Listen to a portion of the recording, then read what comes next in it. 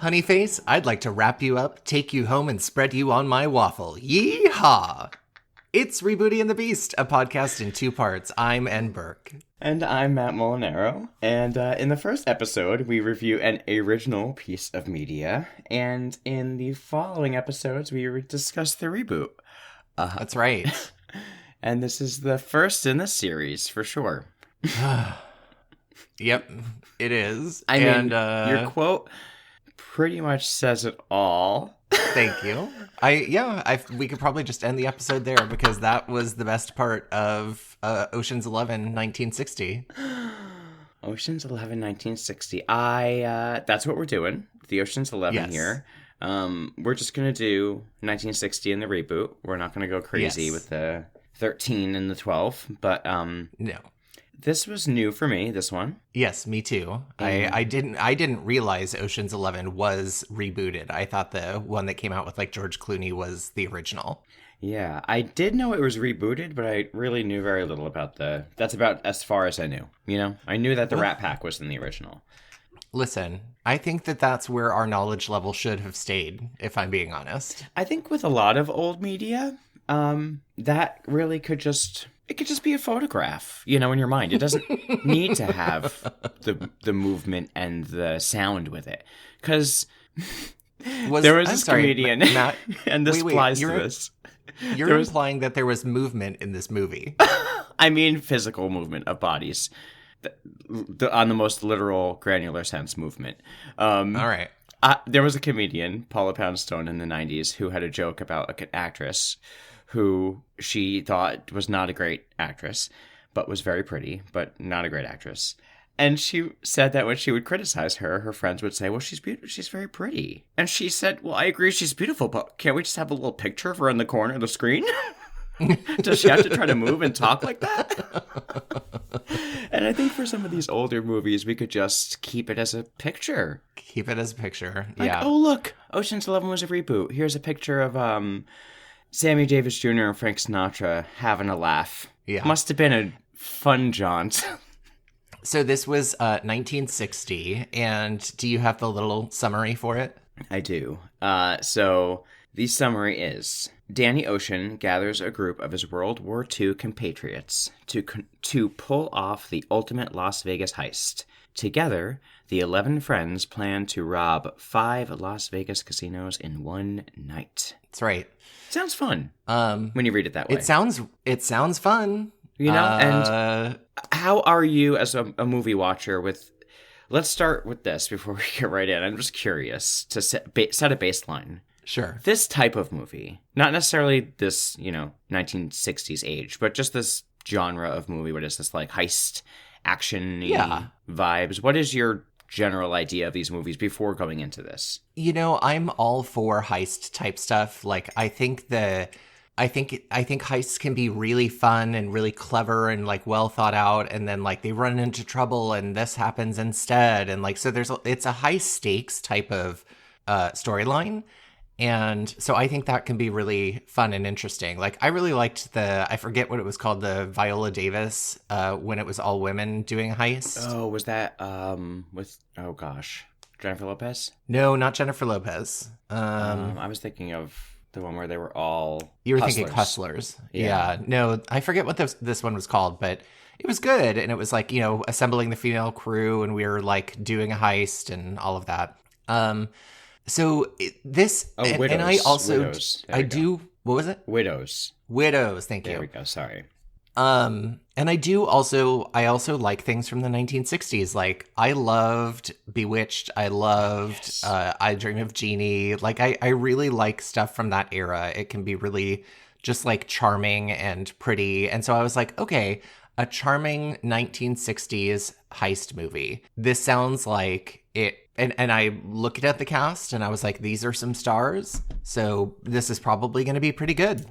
Yeah. And I'm just going to spoil the end here. I won't spoil my rating, but this was the opposite of fun for me. Yeah, for the most part, I would agree with you. And I also like these types of movies. If they're done well, like you said, they're fun, they're exciting. And as long as the previews for this type of movie isn't 85% explosions and fast cars, Yeah. I'm usually in. Like, if it's a good cast and it's fun, especially if, you know, the pace of these movies is very important as well. Yes, exactly. Very important. It's so, And I pace like these. is something that I would say this movie did not have. No, I mean, it tricked you into thinking it was going to sometimes, but and I would say I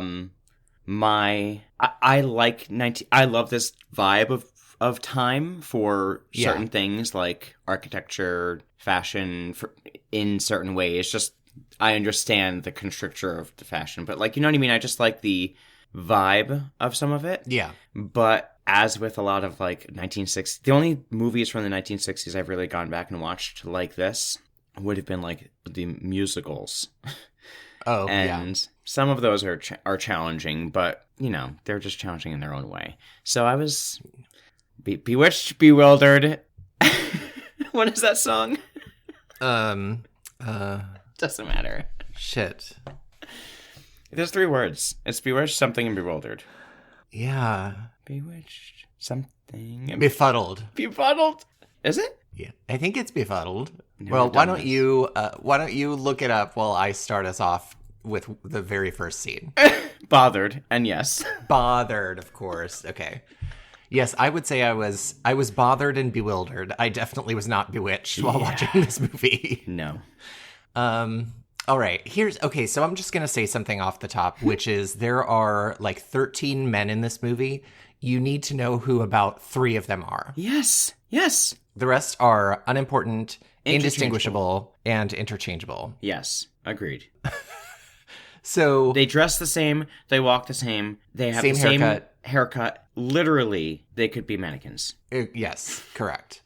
So we open on Christmas Day when a man walks into a barber shop and starts looking for he's like unwrapping people's face towels to see the man he's looking for, whose name is Acebos, Mr. Acebos.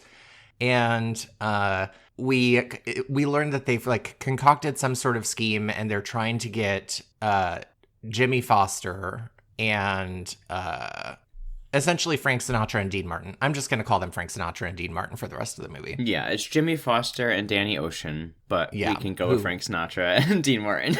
And Dean Martin, yeah. He like needs them in on the scheme. They're kind of like I think the leaders of this former military operation.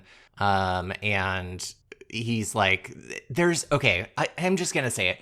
There is 50 minutes of this movie before the heist is even started to be discussed. Yeah, I was shocked at the runtime for the time of this movie. The runtime is 2 hours and like 5 minutes. Yes, for the first half, absolutely nothing happens. And let's just say this, the opening sequence, where they, the credits, I'm sure you fast forwarded. It was endless. If you thought the opening sequence during Freaky Friday, the old one, was along with the song, I could not believe it. It wouldn't stop. It was like the 1, 2, 3, 4, 5 song. Yes. 1, 2, 3, 4, 5, 6, 7, 8, 9, 10, 11, 12, to be exact, from Yes. from Sesame Street. It was that 16 times. Yeah. I was like, why? And then, like you said, before the heist stuff begins, it is so long. And I would say of the 50, you said 50 minutes? It is a solid 50 minutes before they start discussing the heist. Okay. Of the 50 minutes before the heist, not even counting the misogynistic trash taking it out, you could delete 25 minutes of it easy, and not change anything to the plot and actually probably make it make more sense. 100%. That's absolutely I true. didn't understand that they were military compatriots or whatever until probably they were already like doing the heist or like all organized, because someone else was like, oh, they used to be in a military thing together. I was like, oh, I thought like only 2 of them were in the military thing together. Well, so here's the thing. As we said, there are 11 interchangeable men for the most part. Mm-hmm. And one of my notes says, this is probably like half an hour into the movie, I feel like they're giving us just like really light brush strokes of backstory for each of these characters in a way to try to differentiate them. But it's like counter effective because you're like, does this matter or does this not? And ultimately, 99% of it does not. So they're just wasting time giving you information about a character who that information never comes up again. And it also doesn't help you distinguish between the other people. Yes. And the assemble of this group is long drawn out, just like random phone calls to random groups of men. Sometimes one of the men from the groups is in a scene with another one of the groups of men. You can't really tell timeline-wise how long it's taking for these groups of men to get together. You have no idea how they all really feel about one another. You think they're friends, but you think there might be drama, but then there's kind of not. And let's just speak about how they all don't matter, really. This is just their first names. Danny, Sam, Josh, Jimmy, Tony, Roger, George, Peter, Louie, and Mushy. Mushy is the only distinguishable name. And I couldn't tell you who that one was, by the way. Those names, that's like, okay, kids, kindergarten, everybody write down 10 boy names. Yeah. I know, yeah, they could have done this so differently. Hopefully they will for the reboot. Yeah. Can we talk about the scene as they're assembling? It's one of the ones that you're probably about to get to, where the head honcho, or not, I shouldn't say that's probably not right. The leader of this group, what is his name? I don't remember. The guy Acebos? Spiros, right? Acebos. Yeah, Spiros Acebos. There we go.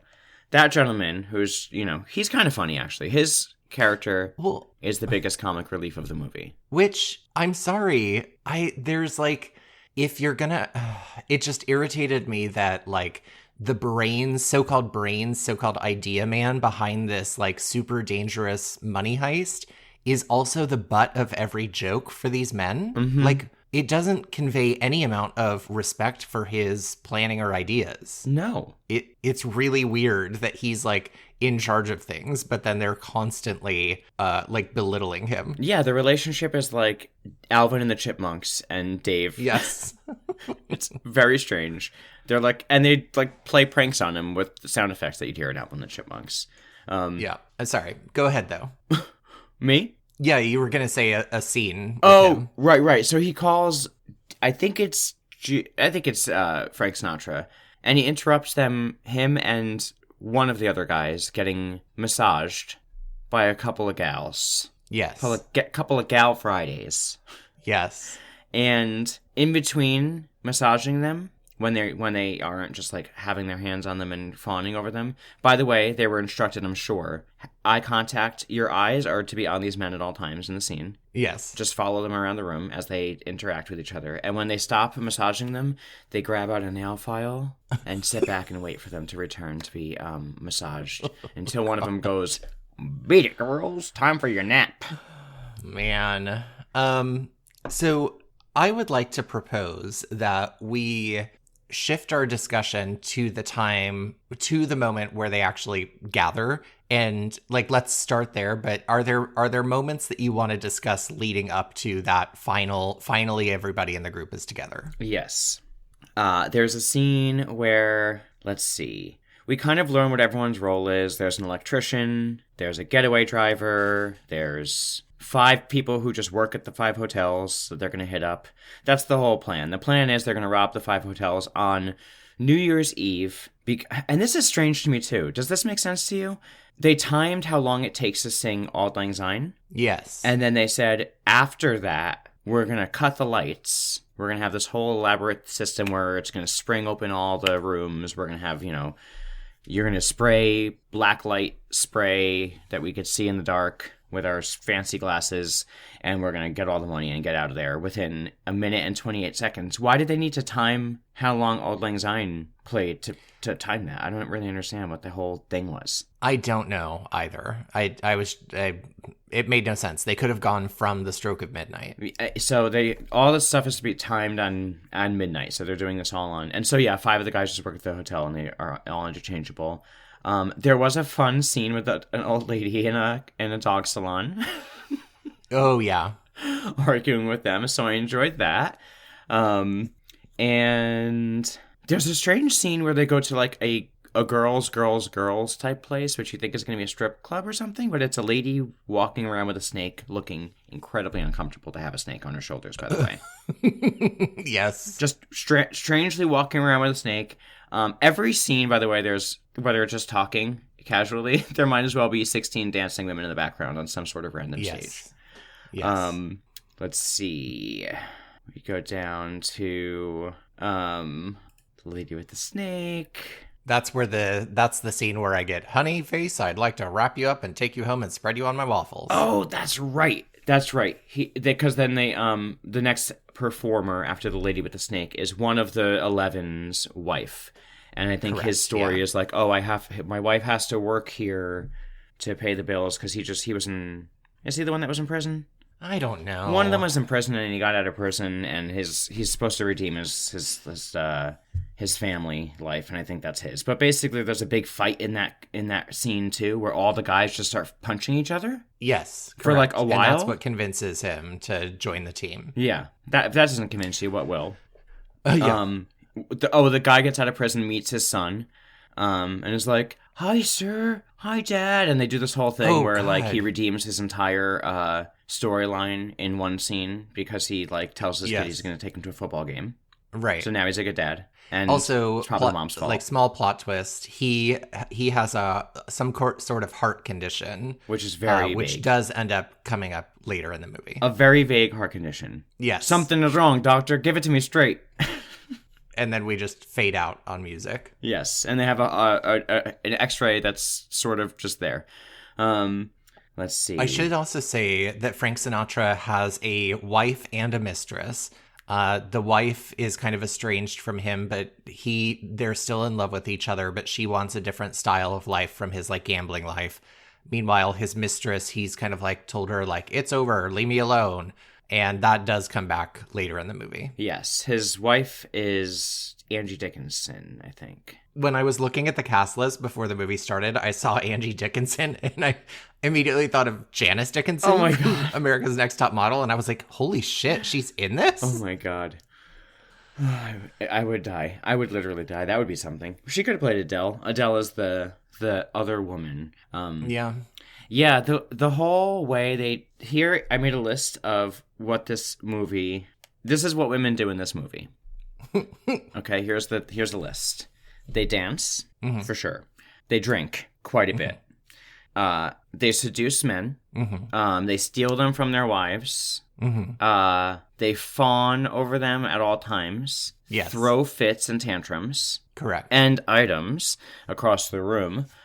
They hurt one another and compete with one another exclusively.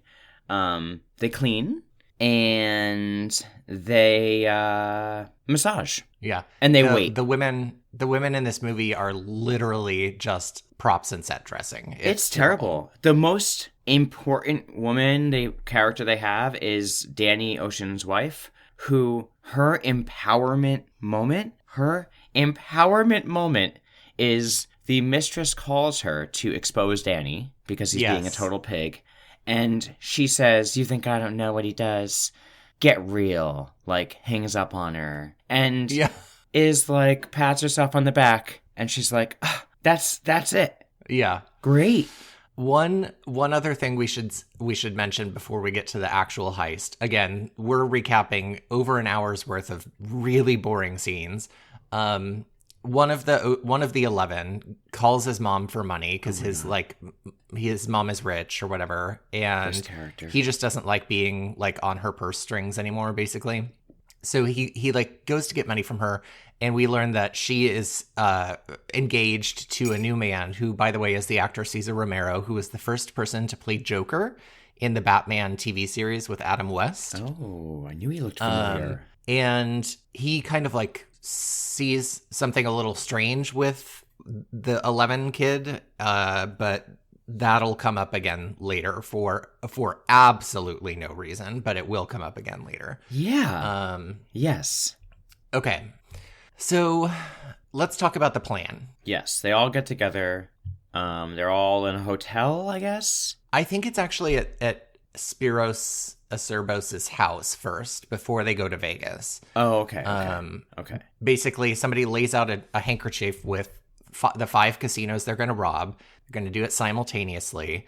They're going to black out the whole town by knocking down one of the power lines that runs the town, and somebody is going to go through the security systems at each of those 5 hotels to A, make sure the backup generators don't come on, and B, that the security systems for the like cash boxes don't get triggered.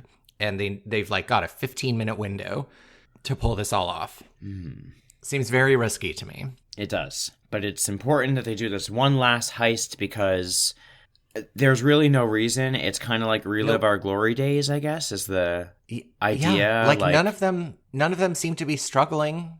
Right. I think what they are trying to do for the first half of the movie is set up explanations as to why each of these individual people would want to do this again and want to get back together and relive this moment. But they don't really effectively do that.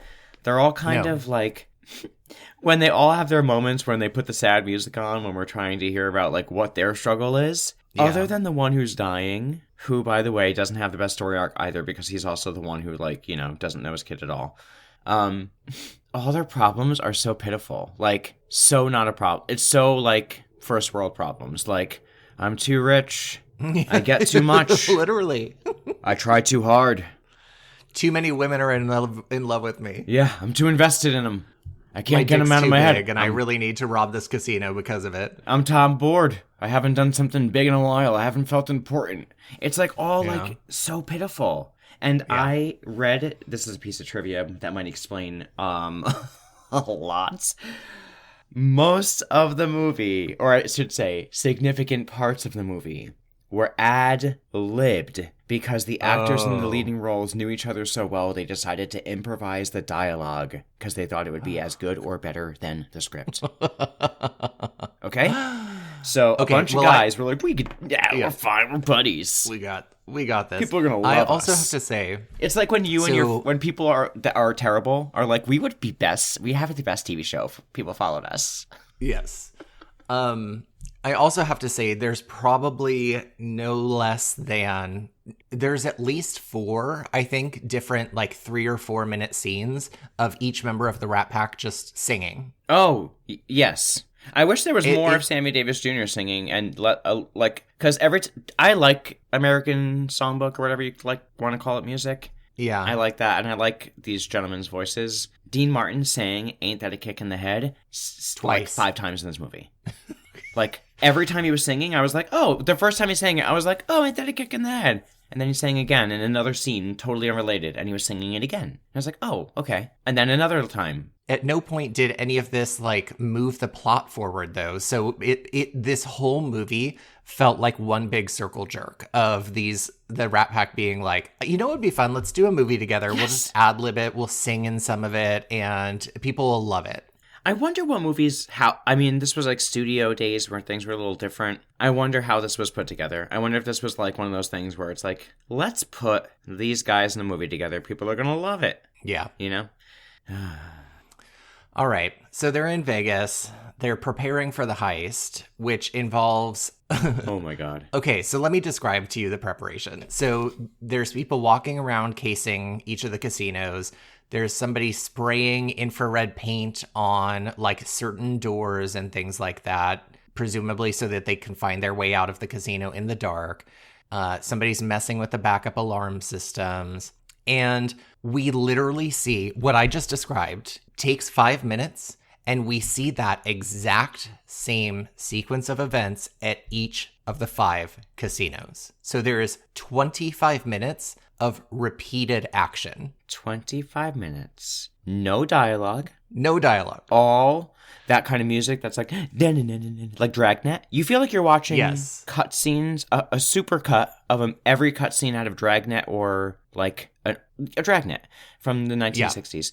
Yeah. And have you ever watched Canada's Drag Race? I have. Do you know when Brooklyn, when she's doing the judging at the end, looks to her left and shakes her head up and down and looks to her right and shakes her head up and down?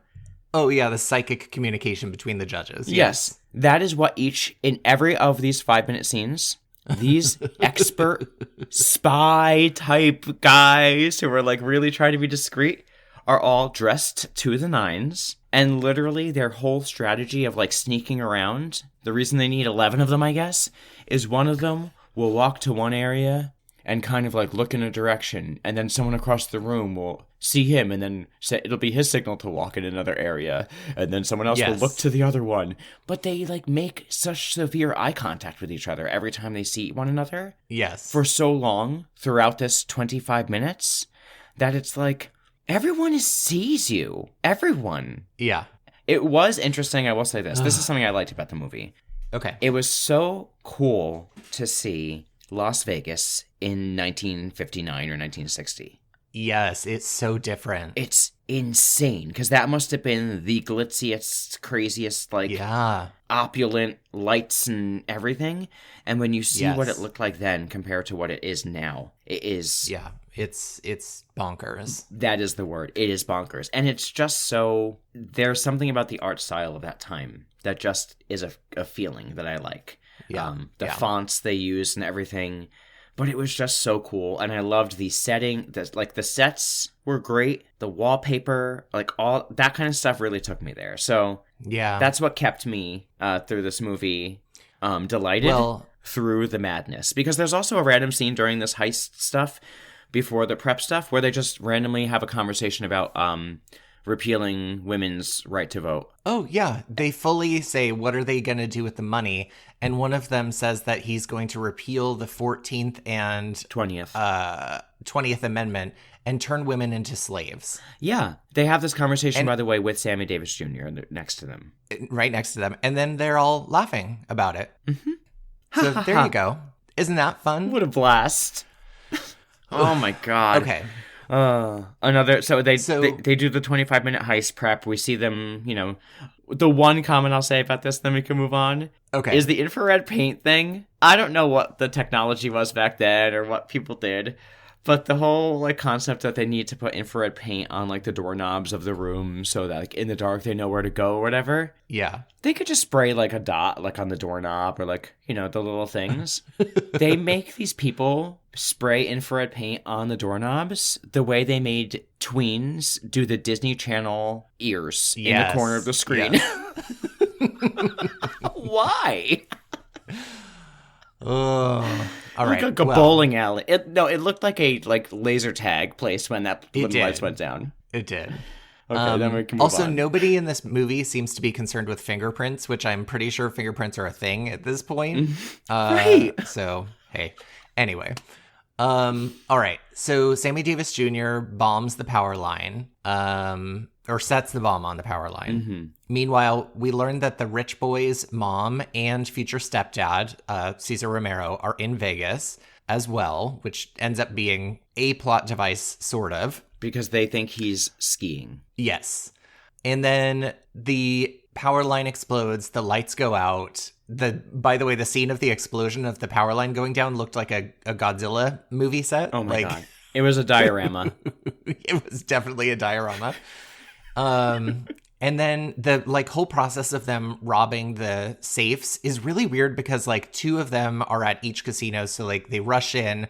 One of them strangles whoever's inside the vault and makes him sing Auld Lang Syne. Right. While he's being strangled, while the other one empties the vault. Right. There's one security person or at each of these vaults. Yes. It's very strange. I was so confused by the singing, the Auld Lang Syne. I didn't know what was happening. I was like, are they holding someone up? There's no one's... It was really weird. I don't understand the singing. Very strange. The guy with the health issue, his chest starts to hurt while he's emptying the vault. That'll prove important in a minute. Mm-hmm. All the vaults are very beautifully labeled on the inside of the safe with what the hotel is, which was very helpful. Yes, exactly. And then they all manage to get the bags full of money out of the casino and dump them into the casino's trash can, which then... Sammy Davis Jr. is driving the garbage truck, and he goes and picks all of them up and drives them out to the landfill where they're going to hide them until things cool down. Can we talk about that? About Sammy Davis Jr. being the garbage driving man? Well, oh my God, we could start there. Yes. I don't love it. But also, let's talk about this plan in general. We could Okay. skip ahead of all the preposterousness of like how they actually did it and pulled it off. But the end of it, they have all of the bags, right, of money. Every bag of money is in this like very obvious big blue, brand new, like Yes. shiny bag that says like basically says to anyone looking at it, this is a bag full of fucking money. Right. Each of them is identical. One single bag. This is supposed to be millions and millions and millions and millions of dollars. Or millions of dollars, I'll say. I'll chill. It's supposed to be millions of dollars, but they each have one small little duffel bag, like smaller than the one I would take to the gym. And then they go and they throw the bag in the garbage of the hotel. The garbage of the hotel, in every single hotel, is a small Oscar the Grouch style trash can. Yeah, not a dumpster. Not a dumpster. And they throw the duffel bag right on top. That's right. And every time the garbages are dumped into the dump truck, the bag just flops out. Everyone sees it. It just sits there. No one's curious. The dump truck is going. They're all right on top. There's no hiding of anything. I love when movies or TV shows have to make like fake garbage, and it's just like 99 paper. Heads of iceberg lettuce and crinkled up paper. Right, exactly. It was just crazy. I thought, why did they even do it in the dark? I don't know. So, the casinos start realizing they've been hit. They call the cops. News starts rolling in. We've been hit, etc. They put up roadblocks, of course. They're like stopping outgoing flights and trains. And so the guys are like, we have to keep the money where it's hidden for now until things cool down, and then we can go get it because Sammy Davis Jr.'s like stored it in a barrel at the dump. Meanwhile, the guy with the heart trouble drops dead in a very dramatic fashion where he's walking across the street of like whatever the busy street is in Las Vegas. Yeah. And he goes, never the luck, and then drops dead in the street. And I was like, that's dramatic. I was like, can you chill and just die already? Yeah. I'm sorry, that's terrible. Sammy Davis Jr. sings again while he's driving the garbage truck. He dumps it, yada, yada, yada. Oh, okay. So here's the true, what's it called when something comes from out of fucking nowhere? This movie. Just kidding. I don't know. It the true curveball that makes no sense at all and is completely unbelievable. It turns out, and it's never fully explained, but the stepfather of the rich kid from the 11, his name is Duke Santos, and all of the casino owners are like, oh my God, Duke Santos, as though he's this like big notorious figure, but it is never explained why everybody like knows him and is impressed by him and is intimidated by him. But he like talks to the casino owners and is like, I'll get you your money back. Like, I'm the man for the job. And they're like, yeah, of course. Yes, of course. Yeah. Why? They never make it's it clear. never explained. They introduce him as someone who has a lot of money, or actually, they kind of introduce him as a con man who might not have a lot of money. They do, but then it doesn't seem like that they never follow up on that. So it's like he's just this character who maybe is a con man, maybe is like a super respectful investigator or something. Yeah. It's strange. It makes because zero sense. The whole point of him in the beginning is that he's just like a leech trying to steal this guy's mom's money. Because another thing women do, by the way, is they just marry men at will for money. Oh, ha, ha, ha. And they have no clue what's going on. Yeah. And I didn't understand him at all. And I didn't understand his relationship with the kid. Because at first I thought, okay, they're definitely adversaries. Then he seemed to have some sort of respect for him because he discovers what has happened because he reads in a newspaper that the hotels were hit up, and he knows that their son lied about being in town. Period. The end. Yes. So he figures it all out in one swoop like that. It bothers me so much that people are like, he'll figure it out. He's like this genius investigator man, but literally every single piece of evidence just falls in his lap by pure coincidence. Right. It's like his wife gets a phone call while he happens to be in the room. Somebody calls for the sheriff while he's standing nearby. And he's just like, he pieces it together with that. But it's like, he doesn't do any investigation himself. He just literally is in the right place at the right time every time. Yeah. And then he's like, hot diggity dog, smacking his hands together and licking his lips. Yeah. There's also a random scene where we get Shirley MacLaine. Oh my God, I forgot about that. Which that scene was also ad-libbed. She's like a drunk woman in the way of them getting into one of the vaults or something. I was like, is that Shirley MacLaine? It sure is. I love Shirley MacLaine, though. I do too. So that was just seeing her in a film was like, okay, I'm grounded. Yeah. So, okay. Basically, the father meets with the 11 and tells them, like, I know what you've done, and unless you want me to go to the cops. What's that? I know you did last summer.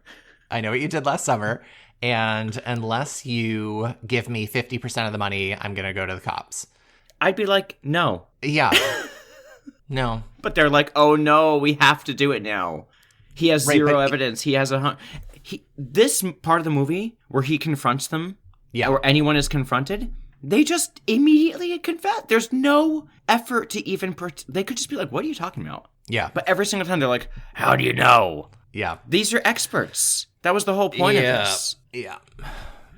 So he's like, give me the money. And they're like, we'll see you at 1:00 tomorrow. Here's the problem. So he says his threat is, if you don't give me 50%, I'm going to tell the cops you did it. Mm-hmm. So the plan that they come up with is instead they take the money from the hiding place, cover their faces in shoe polish, break into the chapel where their dead friend's body is being held, and put all of the money in his casket because they know his ex-wife is going to come collect it, ship it back to, I don't know, Vegas. No, not Vegas. Maybe San Francisco or something.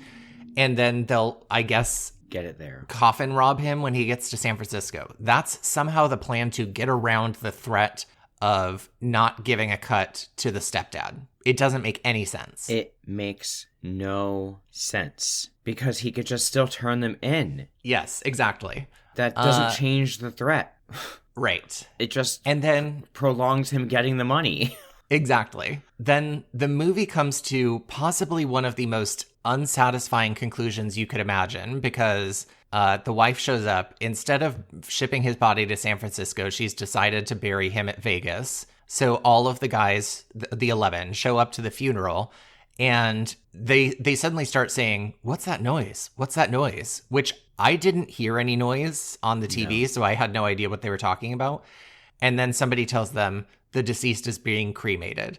And then they all just, going down the line of the pew, turn their head to look at each other, no words. And then the movie ends with them all kind of like sadly strolling down the Las Vegas Strip because all of the money has been incinerated.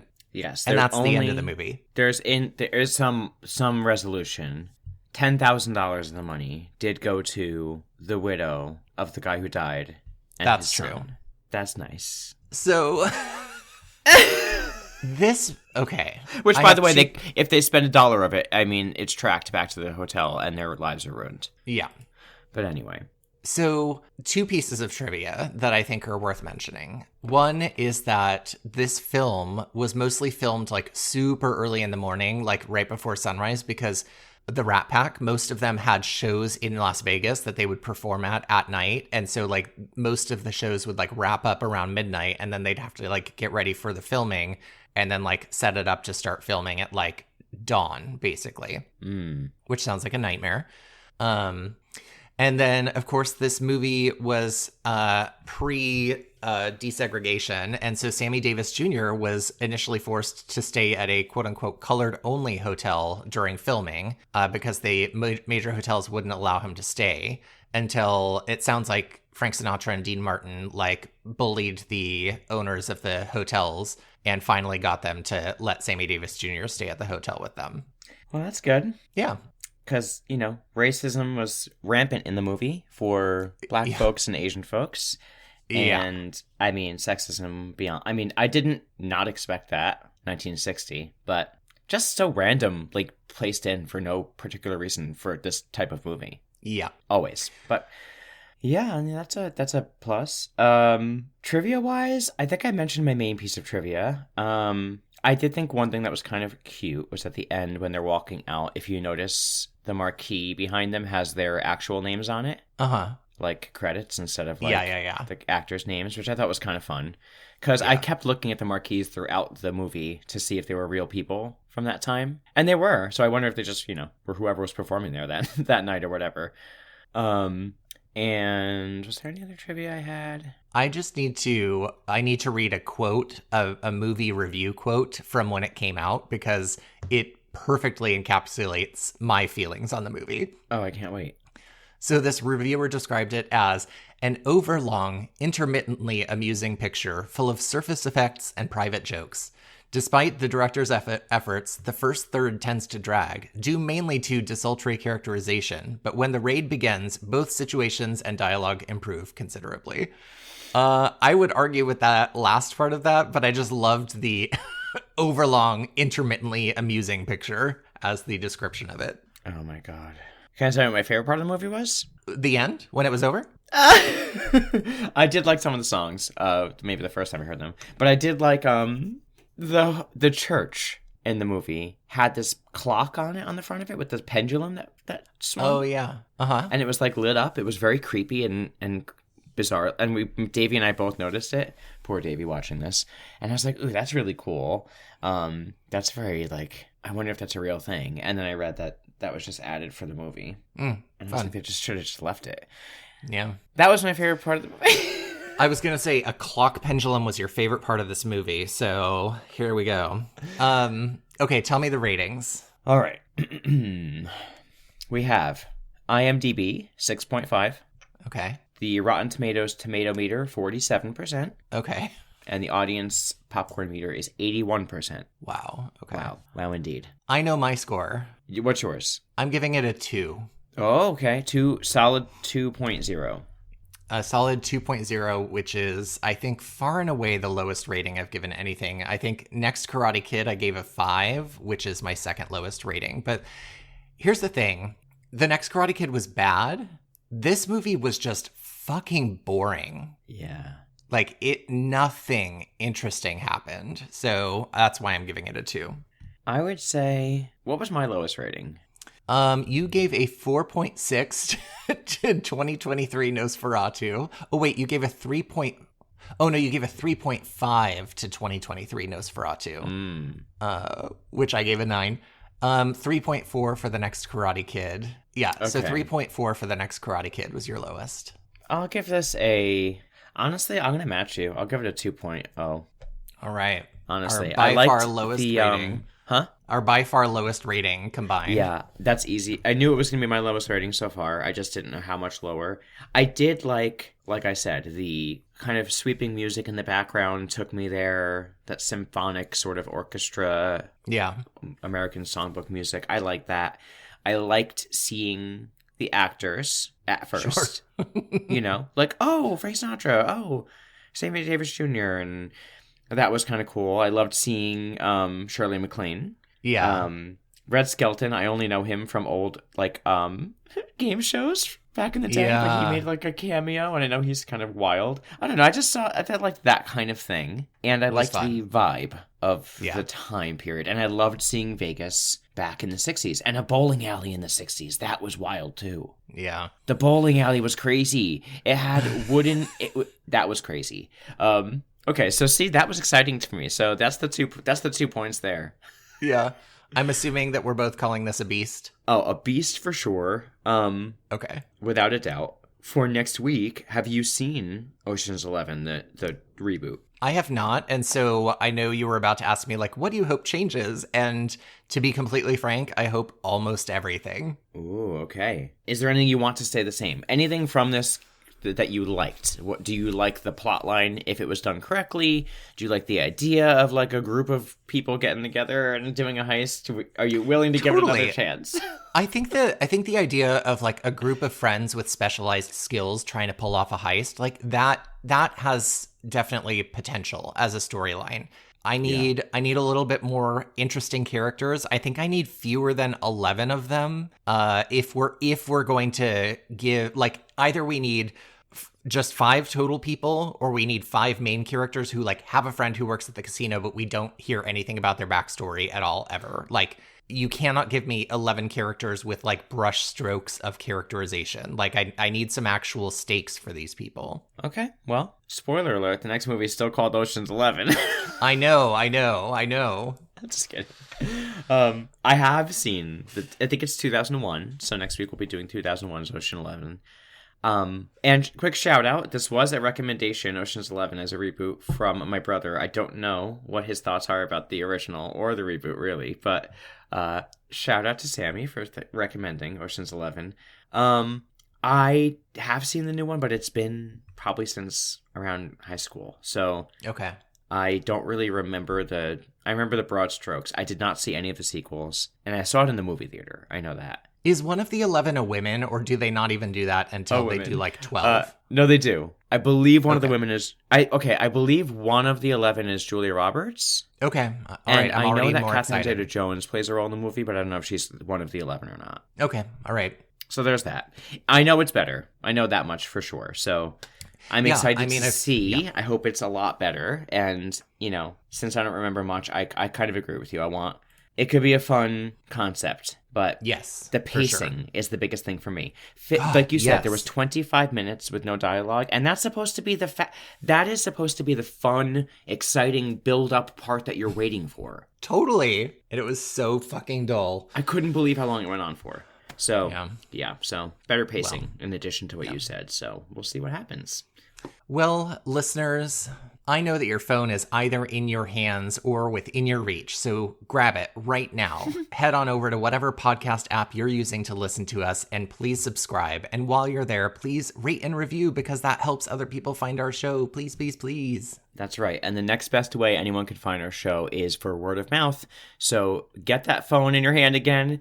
Text your friends, get on Reddit, go on whatever social media platforms you use to communicate and talk about us. I mean, listen, the amount of like spam texts that people get these days, just spam your entire address book and tell them to listen to our podcast, okay? Meanwhile, our social media is RebootyPod on Instagram, and you can email us at rebootypod@gmail.com. We do love getting emails, especially with suggestions of future reboots that we should do, so please feel free to send us a note and say hi. Exactly. And if you like what we're doing over here, we have a Patreon. It's patreon.com/NandMatt. We have a ton of bonus episodes where we've done things like play games, review movies, and do things like that. And a lot of our recent reviews are sort of related to series we've done before. So we did a Nosferatu sort of spin-off, and we'll be doing a Jumanji one as well. So check it out. Yeah. And thanks so much for listening to Rebooty and the Beast. See you next week. Goodbye. Bye.